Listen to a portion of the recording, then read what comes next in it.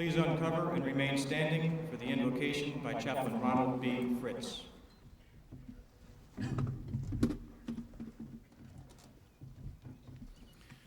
Would you bow with me in prayer?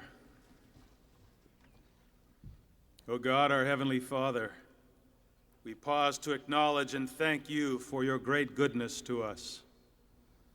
We live in a free and prosperous land, and we are grateful.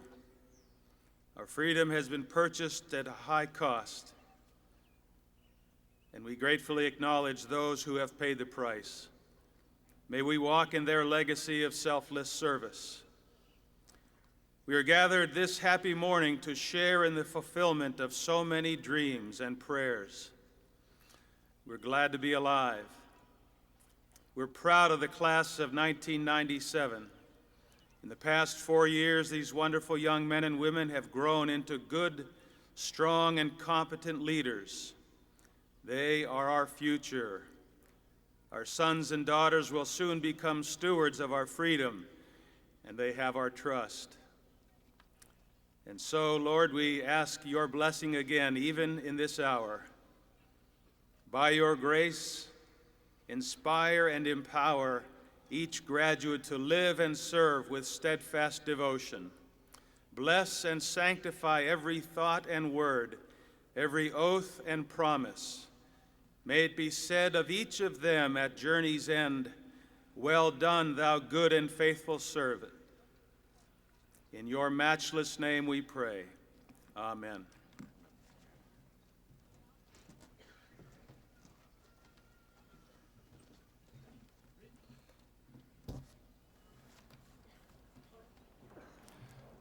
Ladies and gentlemen, please be seated.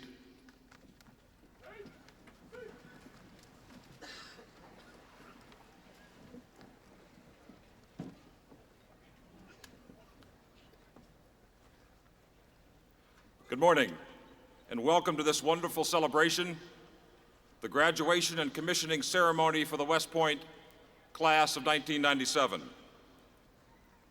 This is a grand occasion, long awaited by these young men and women who will be leading our Army and our nation into the next century. We're here today for one primary reason: to honor this outstanding class, every one of you seated in front of us.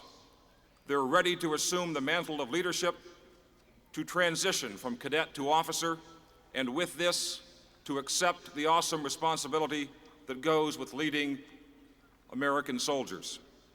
This ceremony recognizes the significance of that passage. Its importance is symbolized by the stature of our distinguished guests. Let me take a moment to recognize those who are with us this morning on the dais. First, of course, our speaker, the President of the United States and our Commander-in-Chief, President Bill Clinton. Sir, you honor us with your presence. We're enormously grateful that you're here. I'll add some special and some very personal words by way of introduction in just a moment. Next, Senator Jack Reed of Rhode Island, West Point class of 1971. Congressman Ben Gilman, 20th District, New York, Chairman, House International Relations Committee. Congresswoman Sue Kelly, 19th District, New York, member, Academy's Board of Visitors, and whose district includes the U.S. Military Academy. Congressman John Shimkus of Illinois, West Point class of 1980. Congressman Pete Sessions, 5th District, Texas, member of the Government Reform and Oversight Committee. Secretary of the Army, Togo West, General Dennis Reimer, Chief of Staff, U.S. Army, West Point class of 62, and Mr. Samuel Berger, Assistant to the President for National Security Affairs. Finally, and certainly not least, the class of 1997. You made it. The day's here.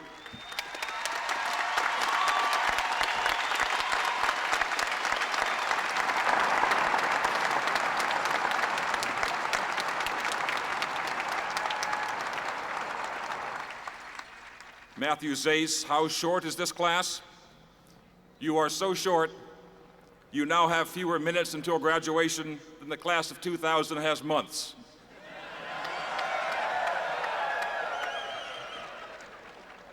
As a class, You've distinguished yourselves by absolutely extraordinary, in some cases historically unprecedented performance in academics, military training and leadership, and achievements on the athletic field of friendly strife.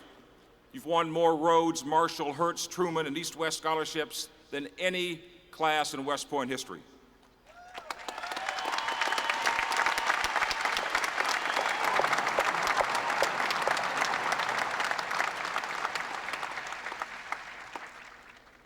In athletic competition, on varsity teams, in competitive club sports, you've won league and national honors in incredible numbers, and you never, ever gave up. Your teams rallied from 7 runs behind in baseball against a respected Service Academy opponent from the South and won the game in the last inning.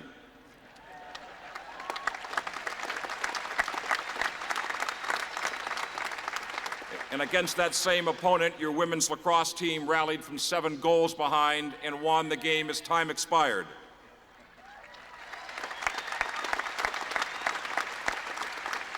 And nobody will ever forget how this class inspired the Corps of Cadets to help lead Army to its first 10-win season in football history and the return of the Commander-in-Chief's trophy here where it belongs.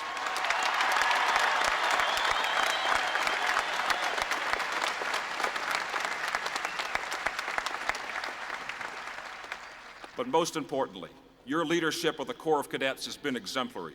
You led by example, and through your enthusiasm and inspiration, you enhanced the Corps and the Army's winning spirit.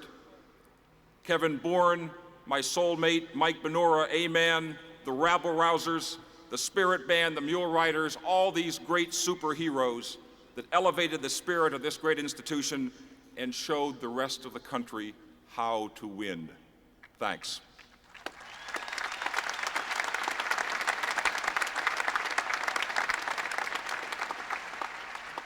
As you join the long gray line, reflect with pride and humility on what you've done, and dedicate yourselves to the service of those who've sustained you here, your parents, your families, your friends, mentors, coaches, and your fellow citizens. Let me ask you, the class of '97, one last time for an opportunity to acknowledge the contributions of your team of great supporters by standing and applauding them. Class of '97.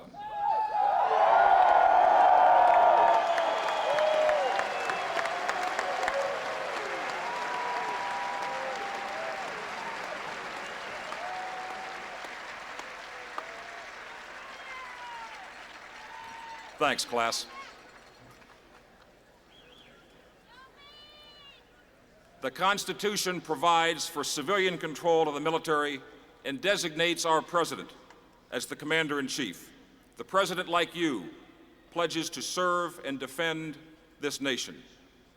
During the dramatic 4 years since he addressed your predecessors early in his first administration, Mr. Clinton has served and led in a world that increasingly looks to this country for principled leadership based on respect for human dignity. President Clinton recently reemphasized to the nation the importance of service to our communities and to our country. As professional soldiers, this is our calling. Selfless service, service before self. Our president's commitment to the future welfare of society recognizes that we must develop young people, their intellect, their ethics, and their commitment to live honorably. At the Military Academy, this is also our goal. The development of leaders of character, of officers who can be trusted. And finally, as the President has outlined in his national security strategy, we must prepare now for leadership in tomorrow's world of danger, but of opportunity and of uncertainty. And to help implement this strategy is the mission for which you've been trained. So it's most fitting that our President and Commander-in-Chief should address you on the occasion of your commissioning into a world in which U.S. engagement and U.S. leadership will be so central to a safe and prosperous tomorrow. Let me just say on a personal note, Mr. President, and speaking for all the Corps of Cadets here this morning, let me thank you publicly, as I did privately, for standing with us in the rain on the floor of Veterans Stadium with the Army team and the Corps and sharing in the exhilaration of a very, very special moment last December against a worthy and respected opponent. You were the first president in 22 years to do that, and you stayed with us to the end, soaking up the enormous energy, excitement, passion, and joy which is this Corps of Cadets, led by this class in this great year. Thanks, sir.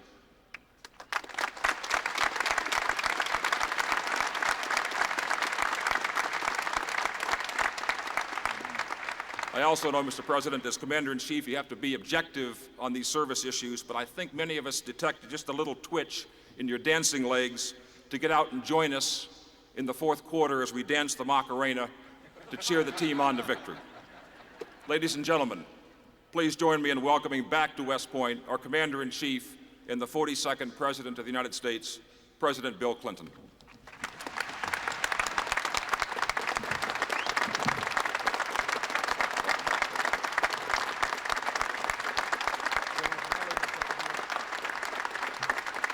Thank you very much.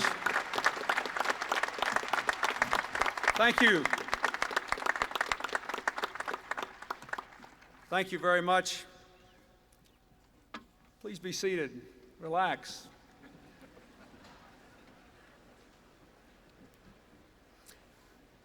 Thank you, General Chrisman, for those kind introductory remarks and for your truly extraordinary service to your nation throughout your military career. Here at West Point and before, when we had more opportunities to work together on a daily basis, I have constantly admired your dedication and your ability. General Reimer, Secretary West, Senator Reid, Chairman Gilman, Congressman Shimkus, Congresswoman Kelly, Congressman Sessions, former Congressman Bilbray, parents and families and friends of the cadets, and especially to the class of 1997, I extend my heartfelt congratulations. This has been a truly remarkable class. As General Chrisman said, you wrote an unparalleled record of academic achievement in the classroom. I congratulate you all, and particularly your #1 honor graduate and valedictorian, David Ake. Congratulations to all of you on your accomplishments.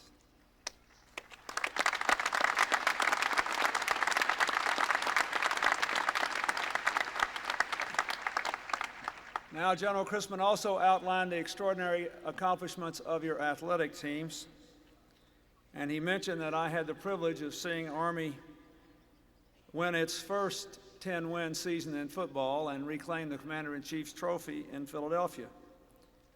And he thanked me for that, but actually, as a lifelong football fan, I deserve no thanks.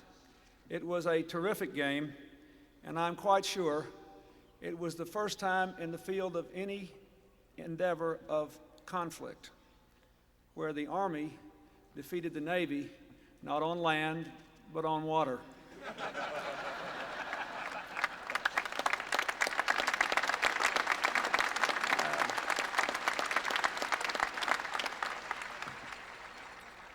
I know that in spite of all of your achievements as a class and in teams, a few of you also upheld West Point's enduring tradition of independence.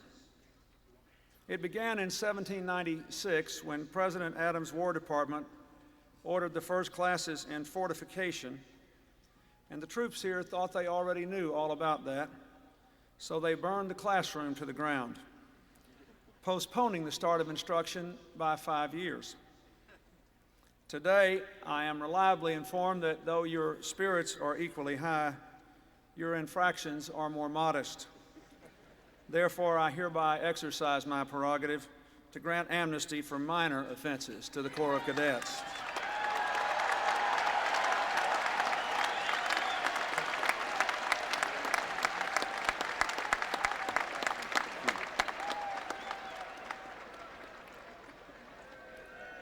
The cheering was a little disconcerting. Now, the operative word there was minor. Men and women of the class of '97, today you join the long gray line. the long gray line that stretches across 2 centuries of unstinting devotion to America and the freedom that is our greatest treasure. From the defense of Fort Erie in the War of 1812 to the fury of Antietam, from the trenches of Argonne to the Anzio and Okinawa, to Heartbreak Ridge, the Mekong Delta, the fiery desert of the Gulf War, the officers of West Point have served and sacrificed for our nation. In just the 4 years since I last spoke here, your graduates have helped to restore democracy to Haiti, to save hundreds of thousands of lives from genocide and famine in Rwanda, to end the bloodshed in Bosnia. Throughout our history, whenever duty called, the men and women of West Point have never failed us. And I speak for all Americans when I say, I know you never will. I'd like to say a special word of appreciation to West Point and a special word of congratulations to the students in this class from other countries. We welcome you here. We are proud to have you as a part of our military service tradition, and we wish you well as you go back home. We hope you too can advance freedom's cause, for in the 21st century, that is something we must do together. 2 days ago, I returned from Europe on a mission to look back to one of the proudest chapters in America's history and to look forward to the history we all will seek to shape for our children and grandchildren. This week is the 50th anniversary of the Marshall Plan, what Winston Churchill described as the most unsorted act in all history. In 1947, Americans, exhausted by war and anxious to get on with their lives at home, were summoned to embrace another leadership role by a generation of remarkable leaders: General George Marshall, Senator Arthur Vandenberg, President Harry Truman. Leaders who knew there could be no lasting peace and security for an America that withdrew behind its borders and withdrew from the world and its responsibilities. They provided the indispensable leadership to create the Marshall Plan, NATO, the first global financial institutions. They, in effect, organized America and our allies to meet the challenges of their time, to build unparalleled prosperity, to stand firm against Soviet expansionism until the light of freedom shone all across Europe. The second purpose of my journey was inextricably tied to the first.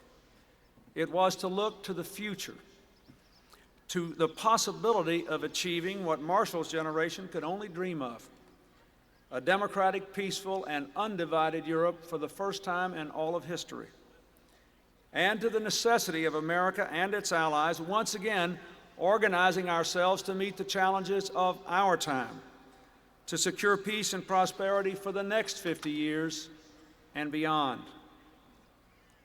To build and secure a new Europe, peaceful, democratic, and undivided at last, there must be a new NATO, with new missions, new members, and new partners. We have been building that kind of NATO for the last 3 years, with new partners in the Partnership for Peace and NATO's first out-of-area mission in Bosnia. In Paris last week, we took another giant stride forward when Russia entered a new partnership with NATO, choosing cooperation over confrontation, as both sides affirmed that the world is different now. European security is no longer a zero-sum contest between Russia and NATO, but a cherished common goal. In a little more than a month, I will join with other NATO leaders in Madrid to invite the first of Europe's new democracies in Central Europe to join our alliance with the consent of the Senate by 1999, the 50th anniversary of NATO's founding. I firmly believe NATO enlargement is in our national interest, but because it is not without cost and risk, it is appropriate to have an open, full national discussion before proceeding. I want to further that discussion here today, in no small measure because it is especially important to those of you in this class. For after all, as the sentinels of our security in the years ahead, Your work will be easier and safer if we do the right thing, and riskier and much more difficult if we do not. Europe's fate and America's future are joined. Twice in half-century, Americans have given their lives to defend liberty and peace in world wars that began in Europe. And we have stayed in Europe in very large numbers for a long time throughout the Cold War. Taking wise steps now to strengthen our common security when we have the opportunity to do so will help to build a future without the mistakes and the divisions of the past, and will enable us to organize ourselves to meet the new security challenges of the new century. In this task, NATO should be our sharpest sword and strongest shield. Some say we no longer need NATO because there is no powerful threat to our security now. I say there is no powerful threat in part because NATO is there, and enlargement will help make it stronger. I believe we should take in new members to NATO for 4 reasons. First, it will strengthen our alliance in meeting the security challenges of the 21st century, addressing conflicts that threaten the common peace of all. Consider Bosnia. Already, the Czech Republic, Poland, Romania, the Baltic nations, and other Central European countries are contributing troops and bases to NATO's peacekeeping mission in Bosnia. We, in the United States, could not have deployed our troops to Bosnia as safely, smoothly, and swiftly as we did without the help of Hungary and our staging ground at Tazar, which I personally visited. The new democracies we invite to join NATO are ready and able to share the burdens of defending freedom in no small measure because they know the cost of losing freedom. Second, NATO enlargement will help to secure the historic gains of democracy in Europe. NATO can do for Europe's East what it did for Europe's West at the end of World War II, provide a secure climate where freedom, democracy, and prosperity can flourish. Joining NATO once helped Italy, Germany, and Spain to consolidate their democracies. Now the opening of NATO's doors has led the Central European nations already to deepen democratic reform, to strengthen civilian control of their military, to open their economies. Membership and its future prospect will give them the confidence to stay the course. Third, enlarging NATO will encourage prospective members to resolve their differences peacefully. We see all over the world the terrible curse of people who are imprisoned by their own ethnic, regional, and nationalist hatreds, who rob themselves and their children of the lives they might have because of their primitive, destructive impulses that they cannot control. When he signed the NATO Treaty in 1949, President Truman said that if NATO had simply existed in 1914 or 1939, it would have prevented the world wars that tore the world apart. The experience of the last 50 years supports that view. NATO helped to reconcile age-old adversaries like France and Germany, now fast friends and allies, and clearly has reduced tensions between Greece and Turkey over all these decades. Already, the very prospect of NATO membership has helped to convince countries in Central Europe to settle more than half a dozen border and ethnic disputes, any one of which could have led to future conflicts. That, in turn, makes it less likely that you will ever be called to fight in another war across the Atlantic.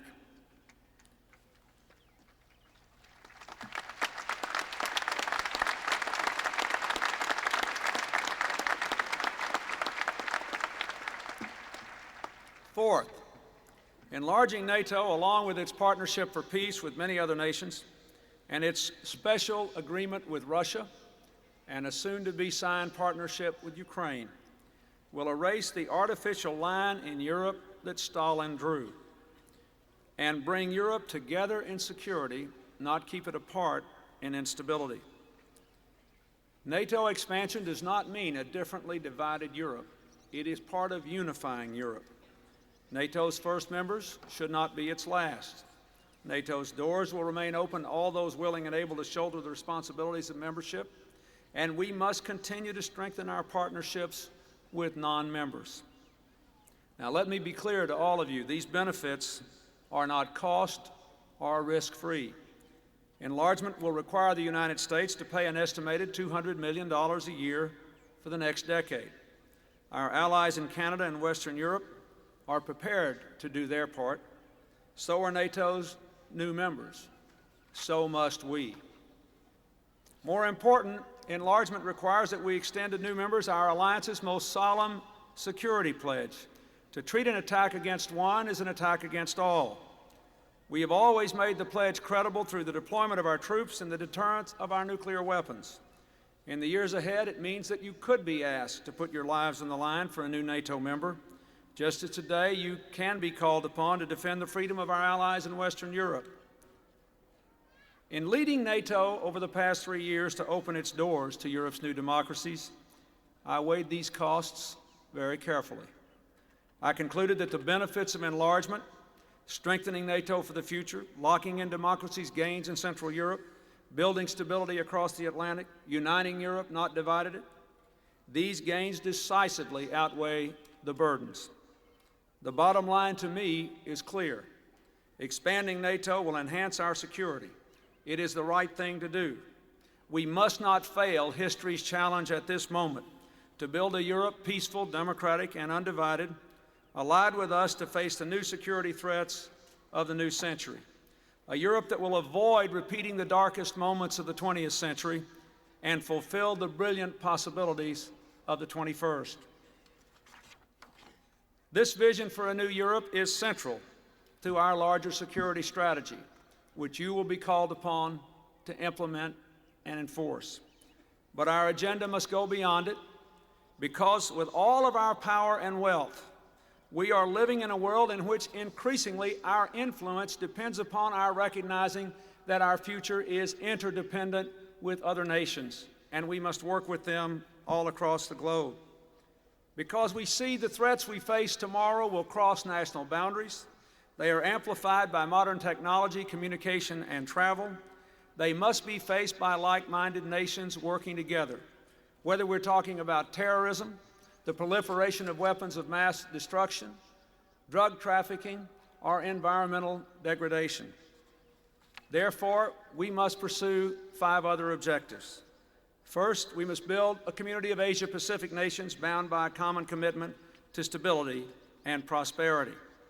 We fought 3 wars in Asia in half a century. Asia's stability affects our peace, and Asia's explosive growth affects our prosperity. That's why we've strengthened our security ties to Japan and Korea, why we now meet every year with the Asian Pacific leaders, why we must work with and not isolate ourselves from China. One of the great questions that will define the future for your generation of Americans is how China will define its own greatness as a nation. We have worked with China because we believe it is important to cooperate in ways that will shape the definition of that great nation in positive, not negative ways.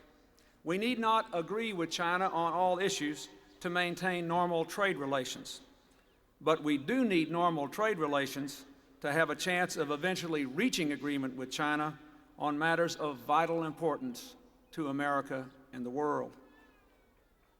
Second, we are building coalitions across the world to confront these new security threats that know no borders: weapons proliferation, terrorism, drug trafficking, environmental degradation. We have to lead in constructing global arrangements that provide us the tools to deal with these common threats: the Chemical Weapons Convention, the Non-Proliferation Treaty, the Comprehensive Test Ban Treaty, and our efforts to further reduce nuclear weapons with Russia. Now our great task is also to build these kinds of arrangements fighting terrorism, drug traffickers, and organized crime. 3 weeks from now in Denver, I will use the summit of the 8 leading nations to press this agenda. The third thing we have to do is to build an open trading system. Our security is tied to the stake other nations have in the prosperity of staying free and open and working with others, not working against them. In no small measure, because of the trade agreements we have negotiated, we have not only regained our position as the world's #1 exporter, we have increased our influence in ways that are good for our security. To continue that progress, it is important that I have the authority to conclude smart new market opening agreements that every president in 20 years have had. Some of our fellow Americans do not believe that the president should have this authority anymore. They believe that somehow the global economy presents a threat to us. But I believe it's here to stay, and I think the evidence is that Americans, just as we can have the world's strongest and best military, we have the strongest and best economy in the world. The American people can outwork and outcompete anyone given a free and fair chance. Not only that,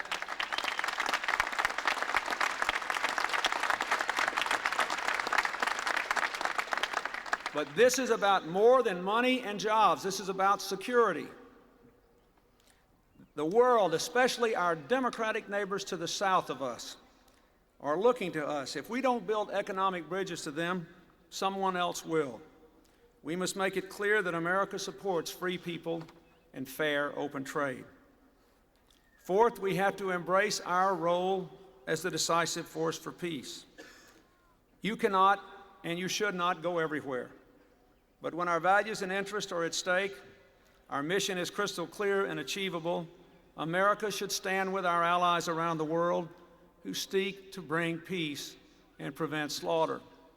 From the Middle East to Bosnia, from Haiti to Northern Ireland, we have worked to contain conflict, to support peace, to give children a brighter future, and it has enhanced our security. Finally, we have to have the tools to do these jobs. Those are the most powerful and best trained military in the world, and a fully funded diplomacy to minimize the chances that military force will be necessary. The long-term defense plan we have just completed will increase your readiness, capabilities, and technological edge. In a world of persistent dangers, you must and you will be able to dominate the conflicts of the future as you did the battlefields of the past. 55 years ago, in the early days of World War II, General George Marshall, the man we honored this week, spoke here at your commencement about the need to organize our nation for the ordeal of war. He said, "We are determined that before the sun sets on this terrible struggle, our flag will be recognized as a symbol of freedom on the one hand and of overwhelming power on the other."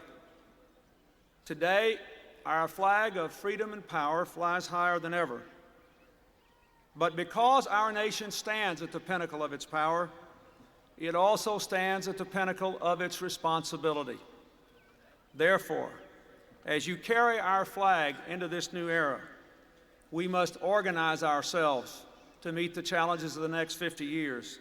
We must shape the peace for a new and better century about to dawn, so that you can give your children and your grandchildren the America and the world they deserve. God bless you, and God bless America.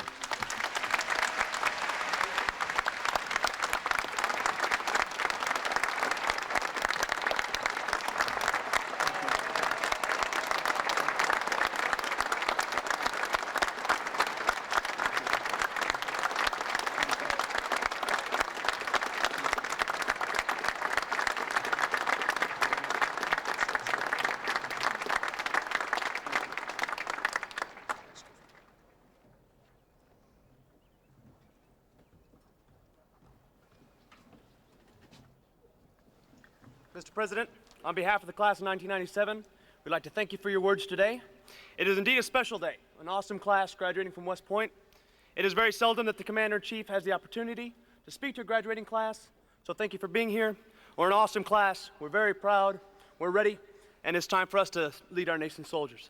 So in our appreciation, we would like to present you with a mounted tar bucket, the inscription that reads, "Presented to the President of the United States, William Jefferson Clinton, graduation speaker from the class of 1997, United States Military Academy, 31 May 1997. Sir, thank you very much.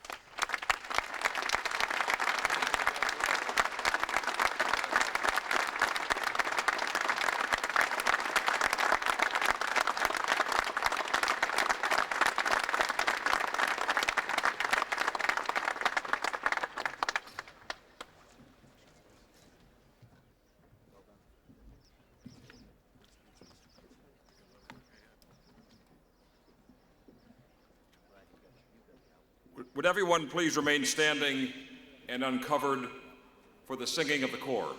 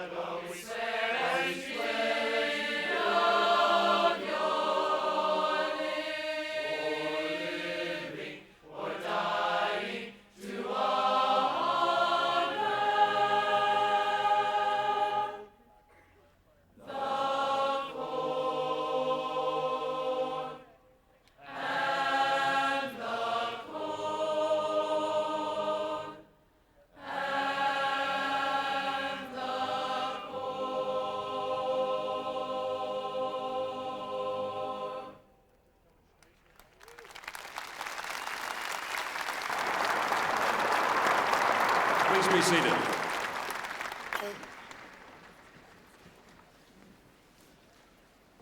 Will the members of the class of 1997 now come forward to receive their diplomas? The President will present diplomas to the honor graduates, class valedictorian, cadet first captain and brigade commander, and the Army Athletic Association trophy winners of this year's graduating class.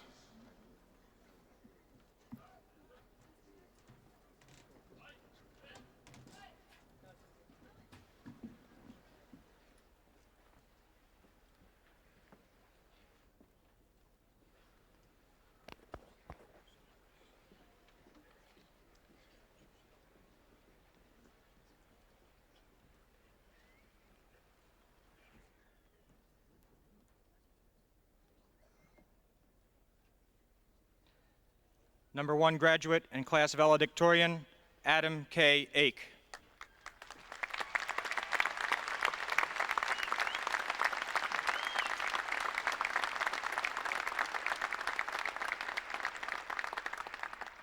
Sanja J. Pietrantonio.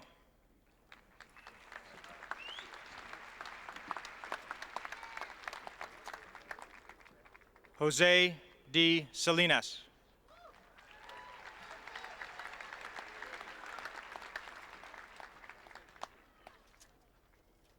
Scott B. Seidel.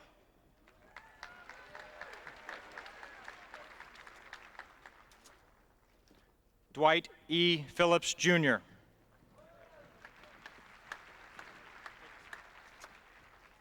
Jared L. Halverson.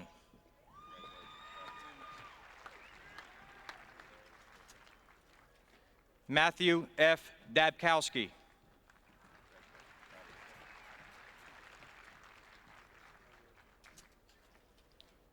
Petra Vochralik.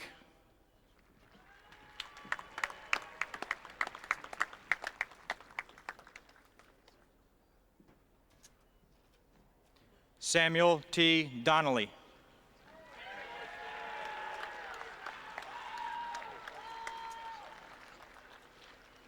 Matthew A. DeLoya.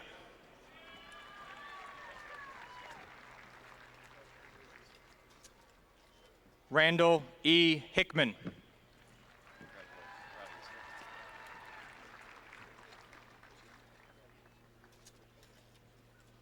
David T. Sterling.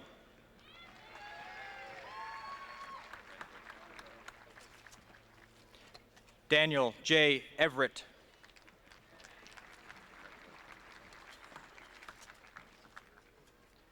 Kevin M. Woods.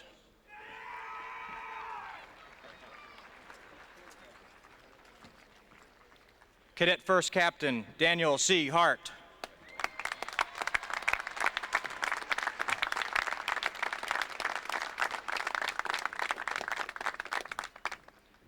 Letitia S.F. Gazdick.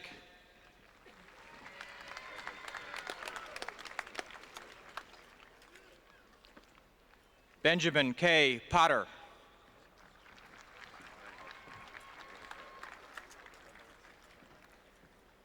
Daniel W. Recking.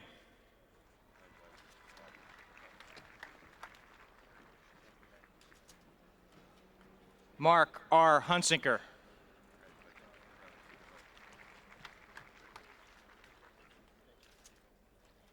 Zachary L. Miller.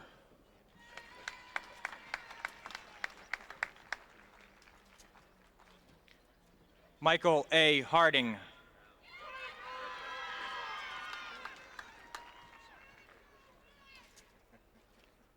Yorn A. Pung.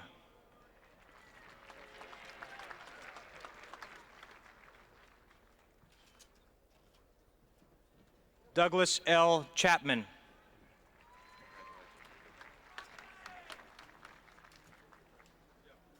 Diane E. Wittenbrook.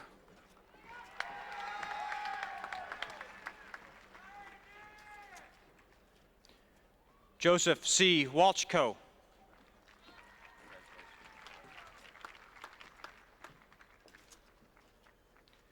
Nathan A. Manami.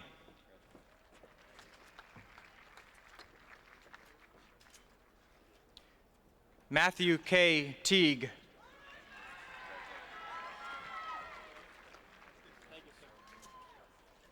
Joel L. Dillon.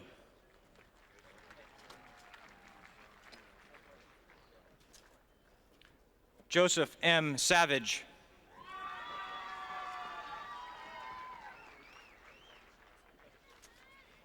Michael S. Rainey.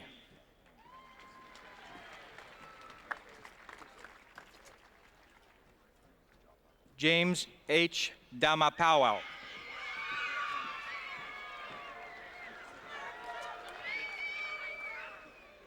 Martin C. Hodell.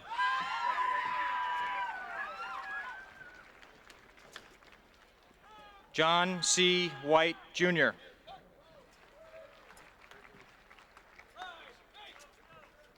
Scott M. Percival.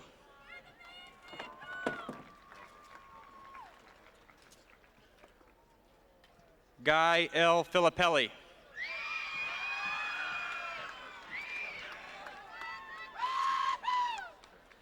Victor S. Olshansky.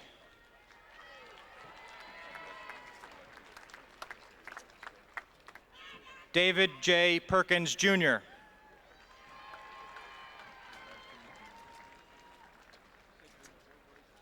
Matthew W. Luzzatto.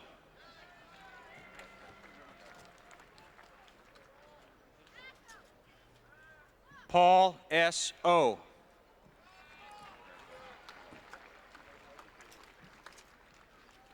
Corey N. Shea.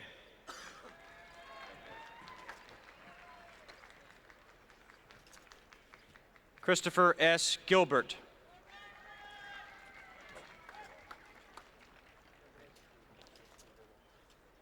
Alexander J. Bueller.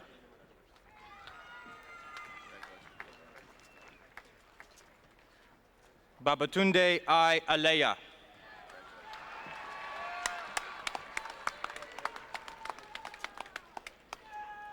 John P. Doyle, Jr.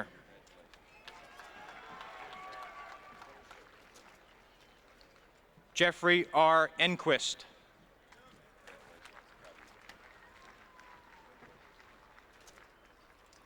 Army Athletic Association trophy winner Suzanne E. Corlett.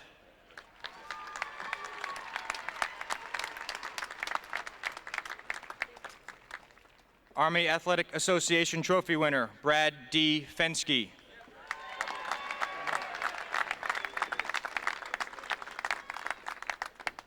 Army Athletic Association trophy winner Ronald F. Lashinsky.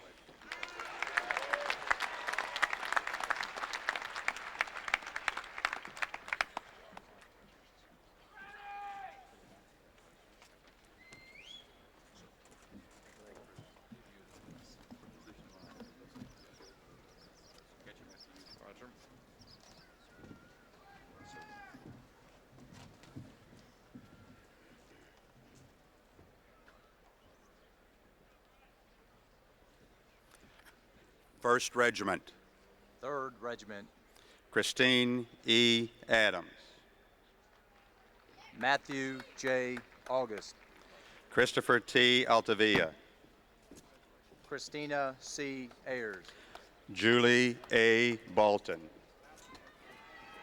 Eric R. Bjorkerlund, Makola Beadneck, Jr.,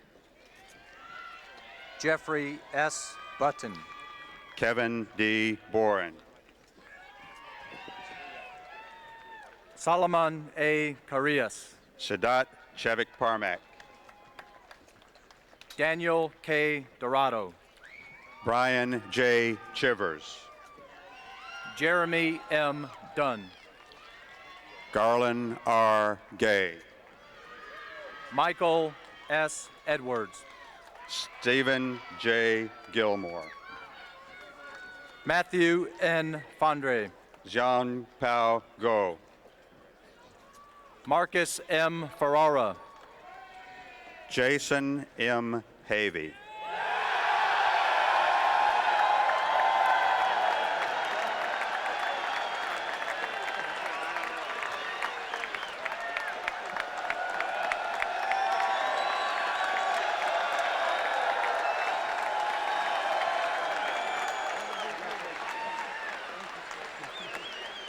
Terrence P. Gilroy, Peter J. Morin,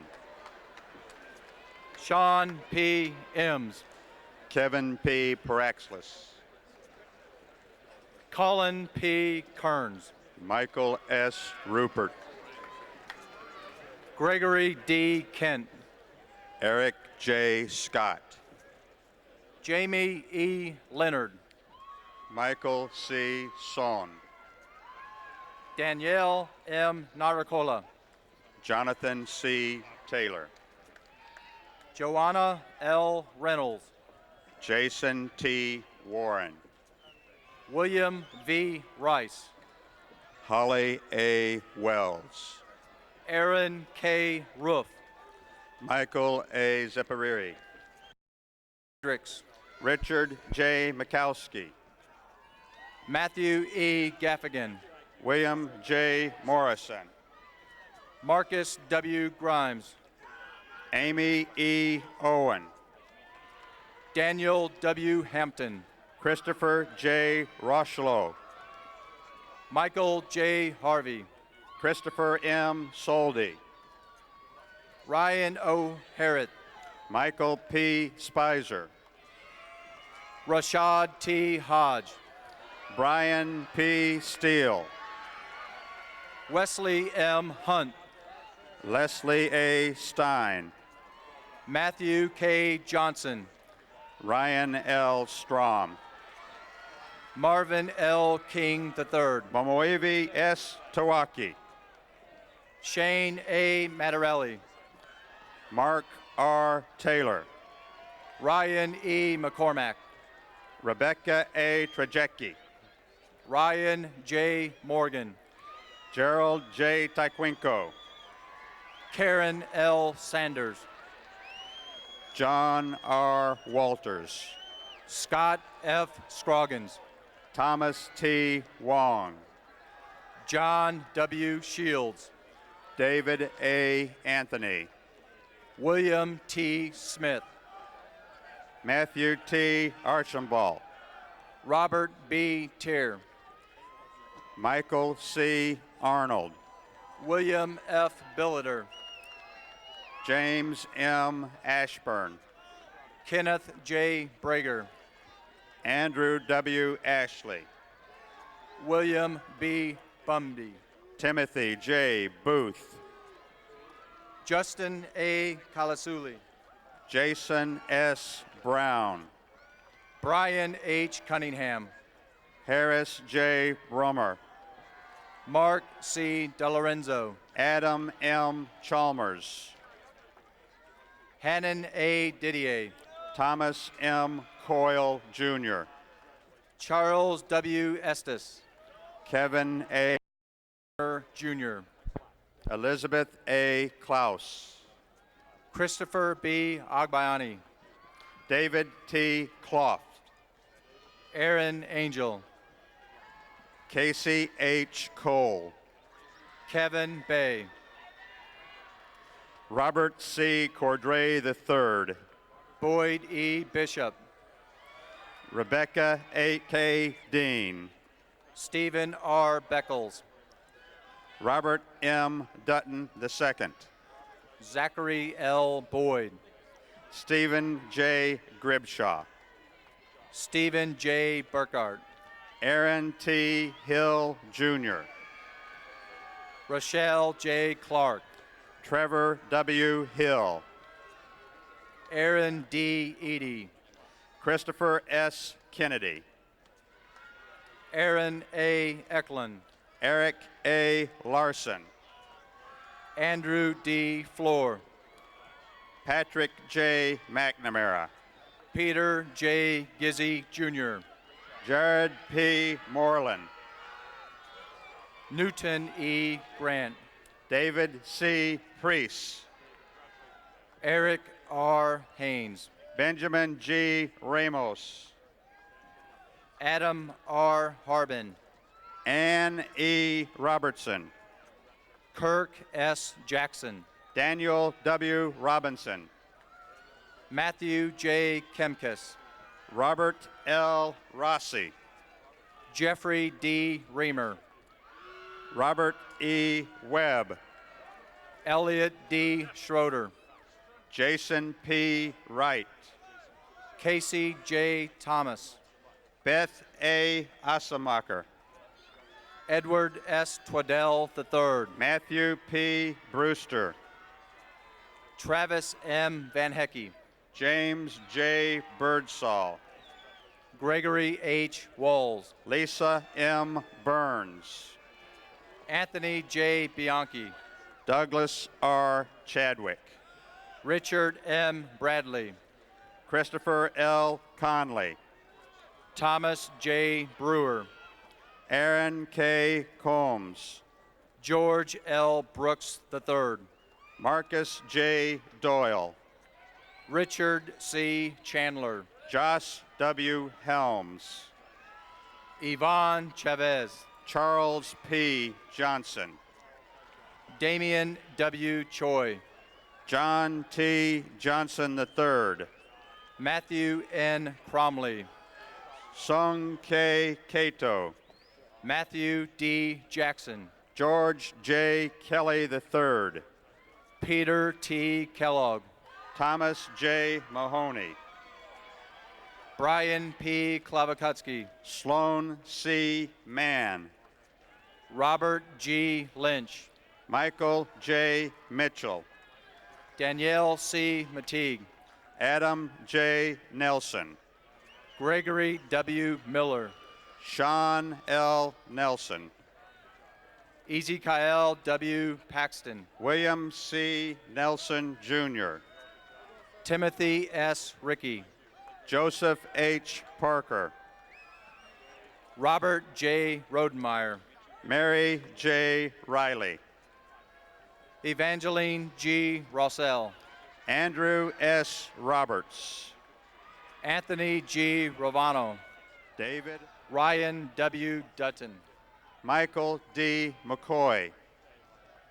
Jared Jason D. Rochek. Kamiko E. Grace. Michael A. Optenaker. Michael G. Harris. Everett Kelly. Gisli M. Richards. Michael J. Kovacevic. Raul Romero. Ryan G. Leonard. Melinda D. Rowan. Downing Liu. Robert R. Schramm. David N. Main. Anthony A. Suzy. Joshua P. Norberry. Christopher M. Weathers. Douglas M. Poley, Jr. Edwin A. Williams IV. Matthew A. Wolverton. Michael R. Amreen. Hugh Humphreys. James M. Faust. Kevin D. Lassiter. Christian S. Glau. Iodeli O. Lawson. Jonathan A. Hadley. Ellen D. Leth, Jr. William J. Johnson G. Noth. Douglas J. Shelton. Richard D. Aaron M. Hinman. John B. Martinez. Alan A. Jordan. Brian K. McLaughlin. Inford. Michael T. Nukowski. Robert M. Urban. Ronald L. Perry. Joseph E. Whaley. Jason C. Porter. Sean Blackwell. Bryce A. Schlosser. Michael A. Bonarua. William L. Skimmyhorn. James A. Brady. Christopher B. Witt, Jr. Carla. Michael Colarafi. Mark T.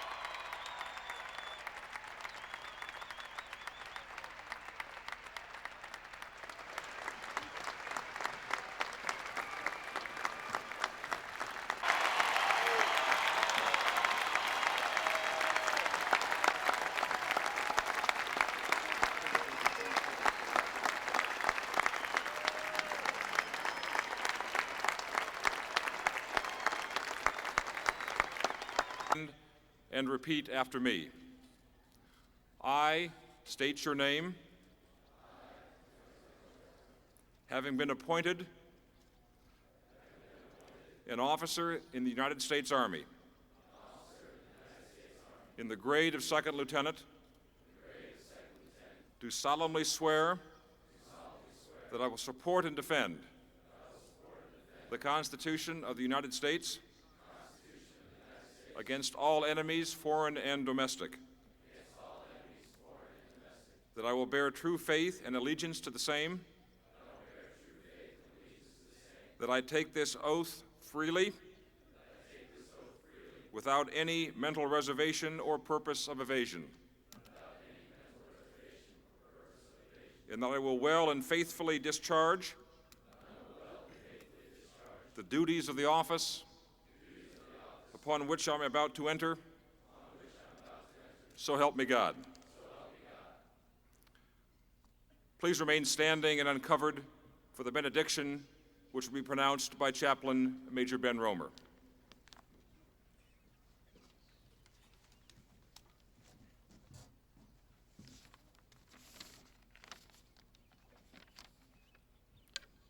Eternal One, your radiance shines down upon these young men and women, new leaders.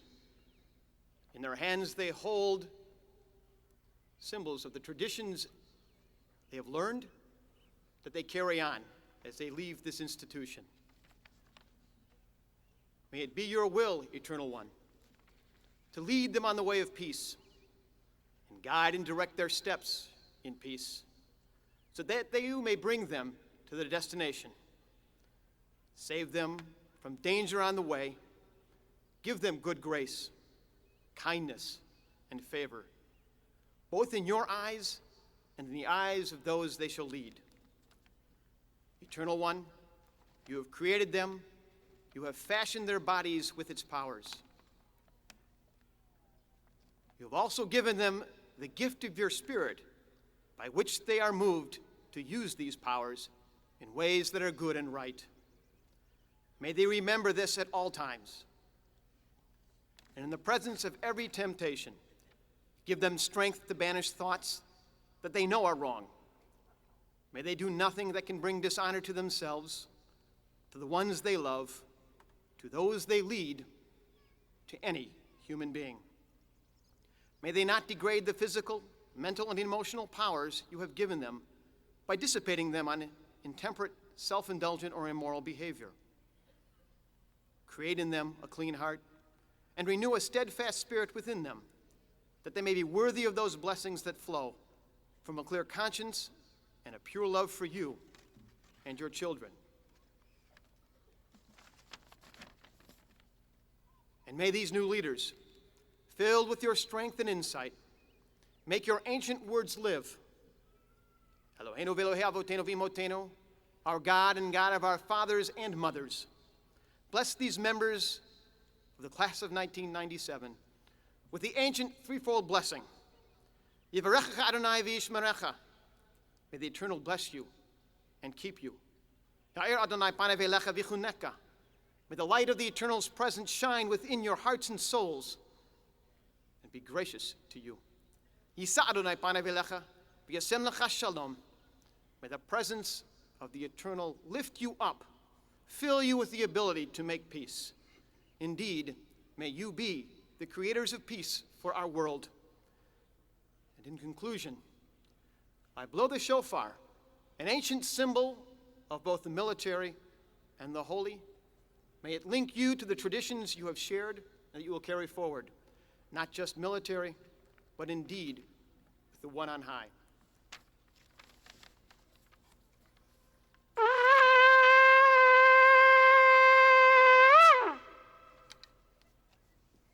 Amen.